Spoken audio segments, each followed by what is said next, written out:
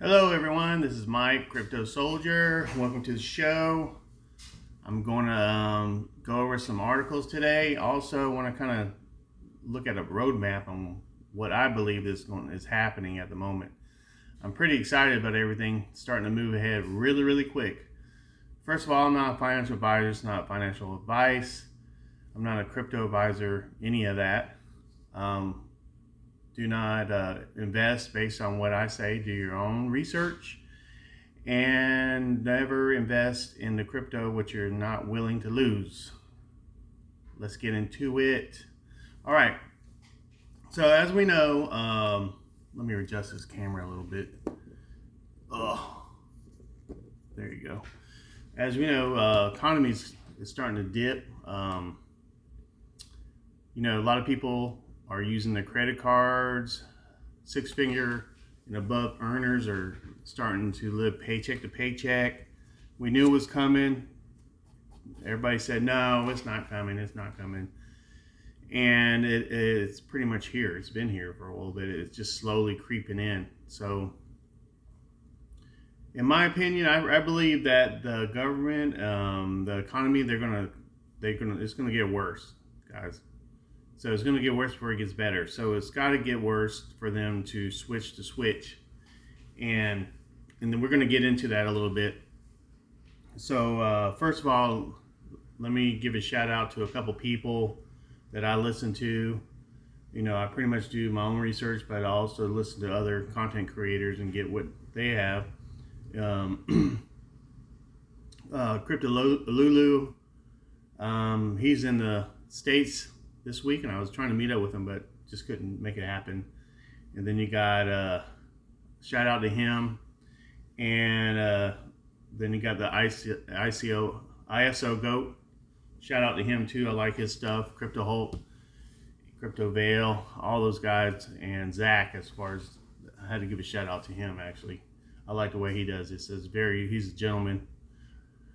I don't have the patience he has. I don't have time for all that crap. So we'll kind of get into a little, speaking on that, let's get into a little bit of, I had a couple words about people.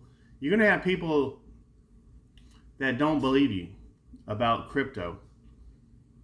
They're going to listen to everybody else and they're going to FUD out, which I don't give a shit. And a lot of time your friends are not going to believe you. You know why? They don't believe you because they don't respect you. If they respected you, then they would believe you. But that's okay. Because at the end of the day, you're the one that's going to be, there, and they're not. Because and for me, it's like I try to help my people, and kind of a little bit of background on myself. I'm a risk taker, so anything that I do in my life is I'm just sometimes I'm a little bit. I take a lot of risks that I shouldn't, more than the average person, because the way I view life is. This is it, man. This is you got one shot at it in this lifetime, at least. Whatever you believe, but so I'm going to go all for. So I don't put 50% in or half-ass into whatever I do, whether it succeeds or not, so what, I get knocked down, I get back up again. That sounds like a song, right? But so a lot of people see things that I do that I've not, maybe not succeeded, but you know what? In my mind, I succeeded. It's called failing forward. So those people are not going to respect you. They're going to look at what you have, and they're going to look at where you're at and say, oh, you know what? I don't believe that guy, man. Look where he's at. He ain't got shit. Why should I listen to him? Well, don't listen to me, man. Because you're exactly where you put yourself. And I just try to help people and give you advice. Do I know everything? No, I don't. I have a lot of life experiences. I've actually won some battles and lost some battles. But you know what? Whatever battle I'm in, I give them 150%. So, I've sat down with multi-millionaires. Spent weeks with guys that make $100,000 a day sometimes.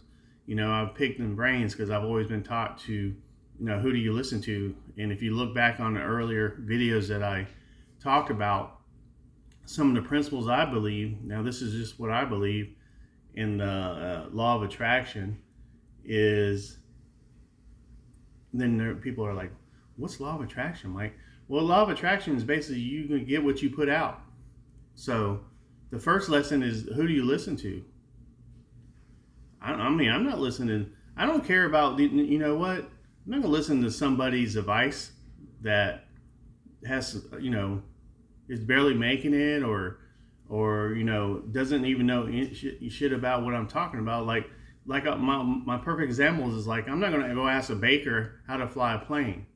So I'm going to go ask a pilot how to fly a plane. So when it comes to the blockchain crypto market, I only listen to people that are knowledgeable and that know about this blockchain. I'm not going to listen to some guy who owns a towing company or something like that about blockchain. He has no idea. He's out there trying to make it just like I am. But the difference in me and somebody else is that I'm open-minded, and I listen to people that are knowledgeable about it, and I learn. And I keep learning, and then I put all the pieces together, and from my experience, my short time I've had on this earth, and then I apply it, and then I make an educated guess, and then I relay it to y'all. Not saying that everything I say is true, it's just I'm out here trying to help y'all. With that said, let me get a drink, because I don't like to be with somebody who, like a certain person that coughs every 3 seconds, because he's talking a lot. And this is not adult beverages, it's just water. Anyway, with that said, some of your friends and family, don't listen to them, man. Look at what listen to them and respect their opinion, but you make your decision based on facts, based on research that you do. Like me personally, my research is on, for y'all, is into these particular cryptos that have use value. I'm invested in the software itself. I'm not invested in just because somebody told me, hey, go get some Bitcoin, even though I wish I would have back in the days. But, I didn't know. At that time, it wasn't a mindset for me. I was in a different mindset. It's all timing, right? So your mindset's not there. Back then, I was worried about, trying to get my company going. Man, that's the last thing on my mind was about some kind of crypto or whatever. Now, if somebody would have came to me and said, hey, Mike, look into this. I'm open-minded enough to look into it, but I just wasn't exposed, so it wasn't the right timing. So, with that said, this is the right timing for a lot of y'all. If y'all are open-minded, and y'all are willing to do the work and learn, and then do your make your own decision based on your research. Is it guaranteed? No, nothing's guaranteed in this world. Nothing is guaranteed in this world. So, those of y'all in the 9 to 5, I've been there, done that, worked myself out of a 9 to 5 to have my own thing. Now, I've done a lot of different type of opportunities. I've had a lot of different businesses, but am I financially free? No, I'm not. I'm still grinding just like y'all. I'm just an average guy out here. I'm a pest control guy, do a lot of bee work, but I work for myself. I'm self-employed. If y'all don't know about Robert Kiyosaki's Cash Quadrant, I'd really advise y'all to actually look into that. And I got some other books. I'm always reading. Even though the internet is still here, it's easy to just look up on the internet. I still like to read sometimes. So like this is a book I got from Mike Martin, and this is kind of funny. I think it is. So it basically says, in a world full of sheep, F you, I'm an entrepreneur. That's a pretty good book. Another one is A Millionaire Mindset, and then this is one of my favorites. It's called 0 to 1 by Peter Thiel. It's about, on startups and how to build your startup, because I'm all about creating income streams. So you need to, start creating some income streams. So I'm kind of mixing kind of like Zach, the old with the new. So I have an old style business that is always going to be needed. And then I have, I do a little bit of marketing and stuff like that. I was doing that for a while, creating some income streams. So, so to basically my point is, listen to, pay attention to who you listen to. Make sure that somebody that you're wanting to listen to, or that actually has what you want or knows about what you want, not just some average Joe. That's, I mean, why are you gonna listen to somebody like that? I mean, I'll listen to them, but I take it with a grain of salt. Okay, I agree with you.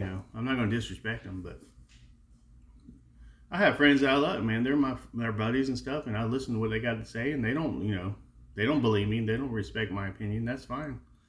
All I could do is I said it. If you take it, then you take it. If you don't, you don't. Hypothetically, if it does happen and I'm there and I made it, I'm not gonna go up to them and say, "Hey, man, I told you." Say, "Look, what?" No, I'm just, I'm still gonna help him out. You're still my buddy, man. Still love him, but just be careful, because some people will try to steer you in the wrong direction. All right, let's get into it. Enough of that philosophy stuff. But I'm here to help. I don't care. I'm just here to steer some people, maybe touch that one person. Let's talk about what's going on. Well, so we know the economy is starting to dip. People are starting to get stressed out. They can't pay for their freaking bills. They're using a credit card. I could feel it. And some people are not able to purchase and make purchases like they were before. And they're trying to get rid of the middle class, honestly. Slowly but surely. So the only thing, that's why a lot of these, that's why we're getting into blockchain technology. And that's what's going to change everything. We got to get rid of all this debt and start moving this liquidity around the world. And that's what's going to get us out of this stuff. Is it going to be overnight? No, it's going to take some time. But for us, like retail investors into this technology, it's exciting because it's happening. It's happening. Never thought I would be able to, see this now. Not to age myself, but I was around when the internet started. I was around with all that stuff. I remember when we had no cell phones. We when their cable TV started. So I've been around a lot of changes. I think my generation has went through a lot of big changes in a short period of time. I'm talking like within 40 years. I think our generation X saw a lot of changes within 40 years. Like just bam, just crazy stuff, from not having cell phones to having pagers, not having cable TV, just regular TV where you had to dial, and you had to dial the inside, outside, then you had inside. I mean, that's the stuff I grew up with. It was a different world. We're coming out of, I guess, the industrial age into the information age. Now we're going into the digital age. So this is exciting times, man. I'm fortunate. I'm fortunate to be able to experience this in my lifetime. And so for the younger people that are the future, you need to learn this stuff, because that's what's going to be in your world. My kids, I tell them all the time, you need to learn about this technology and stuff, because that's y'all's world. When I'm gone, that's what y'all got to deal with. So it's moving faster than we thought. So, and this is just my opinion, and this is how I believe it's going to happen. I believe that they're about to crash this economy soon. It's happening. They got a lot of these smaller countries, because, for example, I'm a Filipino, half Filipino, so I always like to report on the Philippines. Now, the one thing about the Philippines is I love the Filipinos, but they're very intelligent, very analytical and a lot of stuff, but they're kind of stubborn, to be honest with you. But they're leaping above, they're starting to leap. And when I was over there, when I go over there a lot, they use a lot of transactions on digital transactions already. So it's not like, they use paper currency. They got some weird rules. Like there's one currency is like I think it's like a $5,000 peso bill that you can't bend, or you can't bend it, or you can't use it. It's crazy, right? And there's a lot of like forgeries and stuff like that over there. So this is a good thing for them. So they kind of want more to digital. Well, anyway, the Philippines is already, before they weren't too into the crypto stuff, but now they're all into it. A lot of these countries before were saying no, crypto's bad, but they've changed their mind because they have to go with the flow, basically. Personally, like the Philippines is already, let me look at this one article. IMF to advise Philippines on a wholesale CBDC project. So basically they're getting help from the IMF to basically to help their staff training for its wholesale CBDCs, sandbox and provide advice, and with the BSP. So they're going to help them basically put together their CBDC, and that's happening pretty quick. So I know that they're actually they're actually working with Vietnam. Let me go to this one thing, because I know that this article came out, and I was listening to it with another content provider, but I'm going to go a little deeper into it. So they're going to use Project Dunbar and Enbridge project. So if you don't know anything about that, kind of look it up and you'll know more. You can get more about it. But there's Philippines is also working with Saro-Mitsu, which helped Cambodia roll out a blockchain-based payment network used for retail and wholesale payments. But now I want to get into this, basically Philippines, deeper into this article. Philippines, Vietnam conducting CBD feasibility studies with Saro-Mitsu. So today, the Nikkei reported that Japanese blockchain firm Saro-Mitsu has landed feasibility studies for central bank digital currency with both Vietnam and the Philippines. Now, the one thing I've noticed here was this section right here. It says, I wish I could give y'all the article, but I'm not on the live. So, a key motivation is the expanding reach of Chinese payments apps, Alipay, I guess that's how you pronounce it, and WeChat Pay, and the rollout of digital yuan, which they anticipated will be used in their countries. Vietnam, in particular, has been targeting. Now listen to this: de-dollarization, and dollarization rate is low compared to Cambodia and Laos.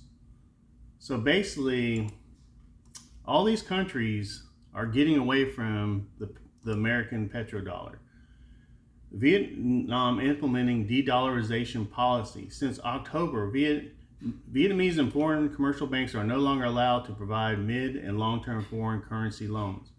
Experts believe this is an essential move towards reducing foreign currency mobilization, boosting the country's exports, encouraging derivatives products and risk hedging tools, and implementing the country's de-dollarization policy.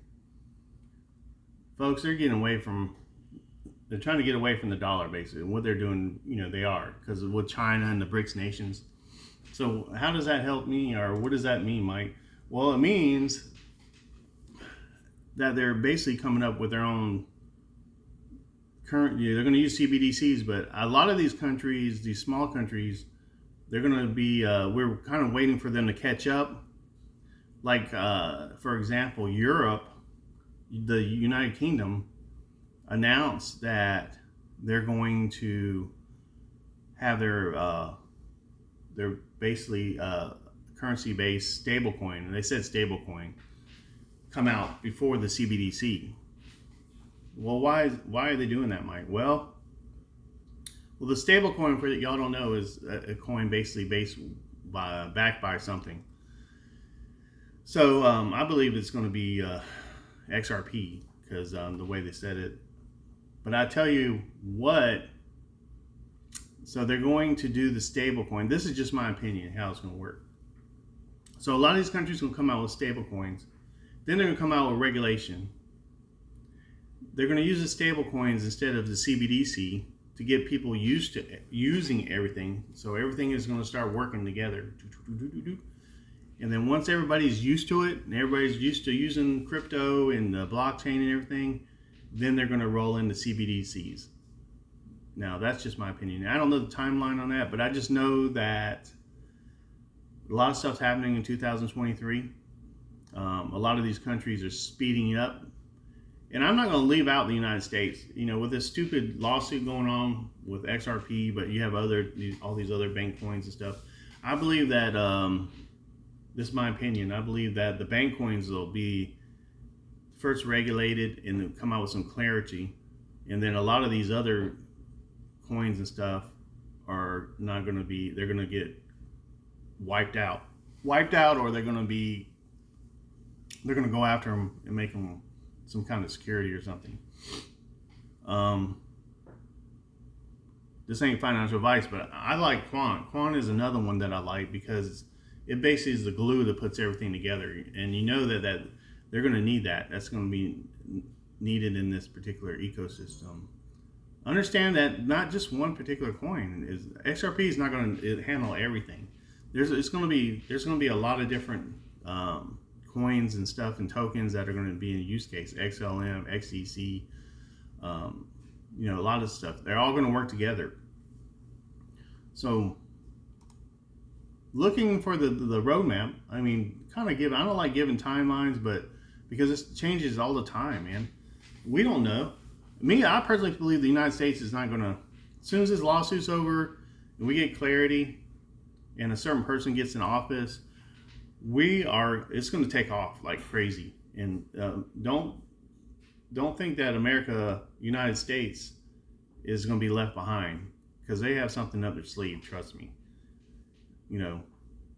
And I've always known this. I told people back in the days that the government was going to use crypto, but they're going to let the private sector develop it first, because the government doesn't do that. That's not what they do. So they basically let somebody else develop it, and then they'll come in and try to control it and try to take over. So, and I know that the United States is already working on, they've pretty much already got it done. They already have all this stuff done already. MIT's already got our CBDC made already. It's already been tested and everything. So it's just a matter of time. You got to let these other countries, smaller countries come up. A lot of things are going to come out of the Europe as far as clarity, as far as like regulation and CBC. Once that regulation is made in Europe, it's stamped, boom. All these other countries are just going to follow suit. So it's just going to be just like that, boom. Regulation, boom. Get rid of these other coins, boom. Then they're going to start using it. Now, is XRP going to just jump up? We don't know. We don't know what's going to happen. But me personally, I believe that once the regulation happens and this lawsuit's over, they start, merging with SWIFT. SWIFT's not going to go away, guys. I mean, that's not going to happen. It's going to merge. They're going to merge. They're going to use the ledger, XRPL ledger, and they're going to merge SWIFT with it, and they're going to still use SWIFT. And once they start taking over SWIFT money, you'll see, me personally, I believe there's going to be a price increase, significant. It may hop up overnight, boom, cut everybody out. Man, you're not going to be able to buy anymore. $10,000 coin, well, I mean, it could happen quick, or it may take some time to get all the rest of the stuff moving with the ledger. When you get into derivatives, and then you get into debt and all that other stuff, and then you got a tokenization of everything. Once that happens, and I don't believe that'll happen until fully tokenized, everything working fully. My guess would be between 2028, 2030 for everything just to be, I'm talking about, don't get it wrong, don't get it twisted, for everything to be happening where it's normal, 2020, 30 probably. Maybe less, maybe hopefully maybe sooner than that. But I'm just looking at. But the timeline right now, 2023, we're just getting into it. But the thing is, they're pushing it so fast right now because of what's going on. And if we have some type of an event or something that's going to, cause that speed up even faster, you can see even more. I mean, coming faster and faster. Believe me, you're not even know. You're going to wake up when you're going to be sleeping, and you're going to wake up and you're going to be like, wow, what happened? I was just talking to somebody about it. I was like, man, look, everything is changing so fast. Everything is, crypto, just everything, financial stage, what's going on. So just hold on, share your stuff with people that are willing to listen. If they're not willing to listen, you did what you had to do, man. You're trying to help them, not everybody's going to listen. What you got to say, they're going to be left behind. Because when it finds out, okay, let's kind of this scenario. Look, I remember back when we didn't have cell phones. We didn't have cell phones. We had pagers came out first. So some of y'all are gonna remember this, but pagers were a big thing. It was like a high tech thing. So you get a page from somebody, and you had to still use payphones. Now they started introducing the cell phone technology, and you had these big old block bricks. How long did it take for that to get it to where the cell phones were actually really? It took about probably a couple years at the most, and then everybody started using. Then after a while, it was just a normal thing. Nowadays, your cell phone, you can't live without it. Most people can't live without it, right?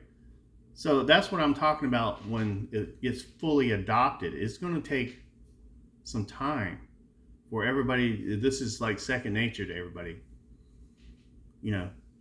So and then I also believe the banks are just going to take over crypto, and they're going to have rules and regulations. It'll be another sector, on the stock chain, stock exchange, and they're going to have rules. And whenever that happens, that means it's good and bad. So it's good that it's not going to drop and be so volatile like it is now. If it drops 6%, that's great. But that's, we're like, wow, it dropped 6%. But it's like in crypto right now, it dropped 80% like that overnight. Boom, gone. It's not going to be like that. So, and this is just my opinion.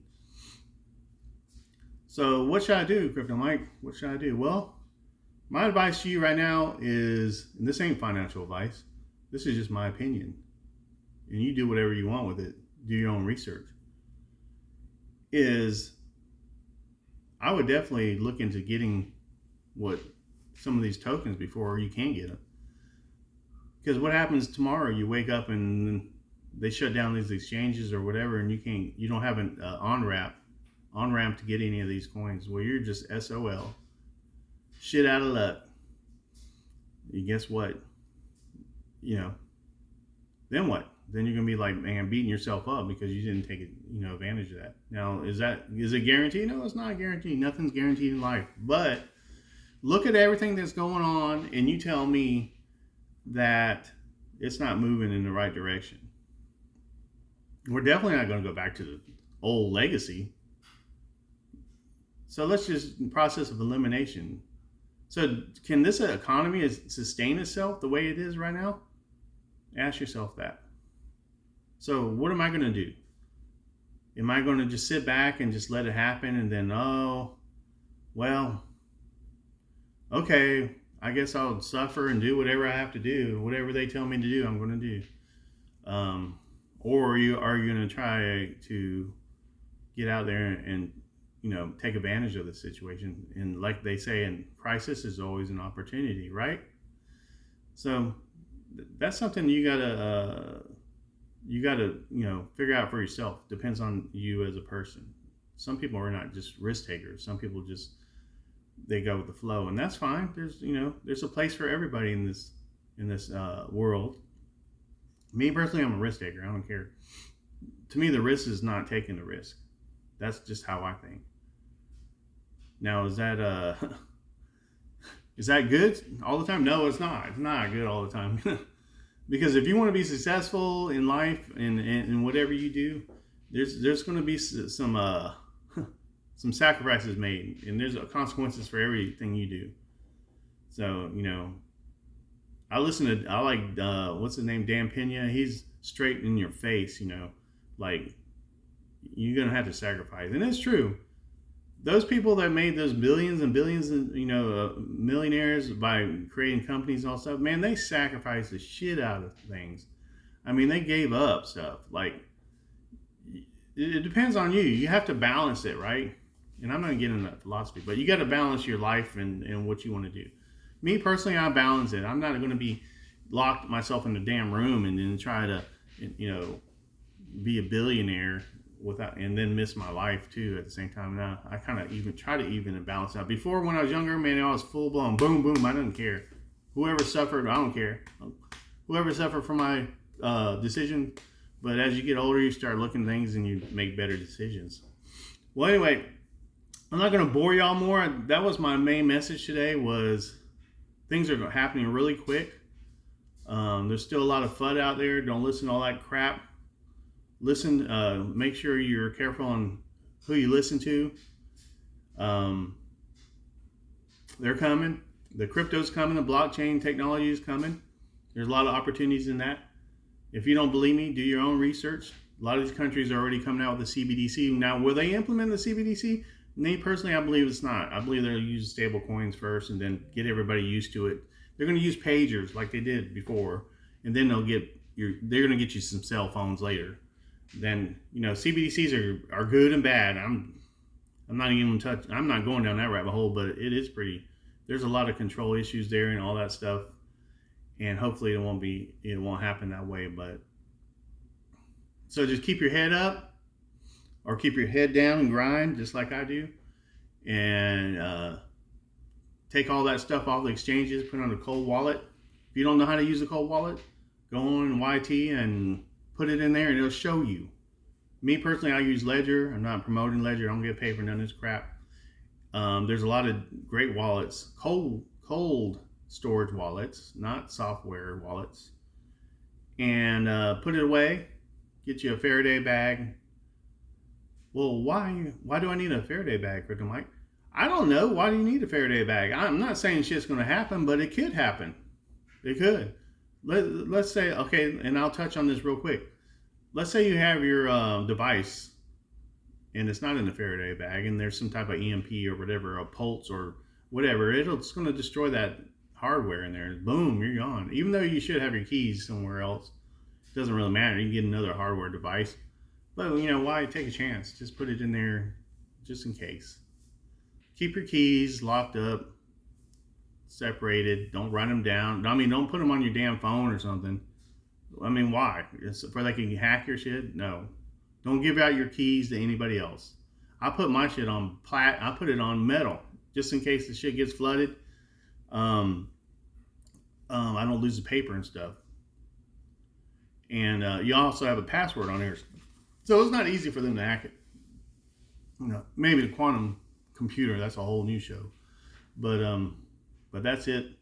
That's all I got for you today. I'll try to make another video. I don't really make a lot of videos like some of these other guys because I'm not getting paid to make this stuff. I just do this, try to help some people. But that's all I got for you today. And if y'all got any, please leave some comments down below. Like my videos if you like it. And then I appreciate y'all. Y'all have a great day. Live your best life. Talk to y'all later.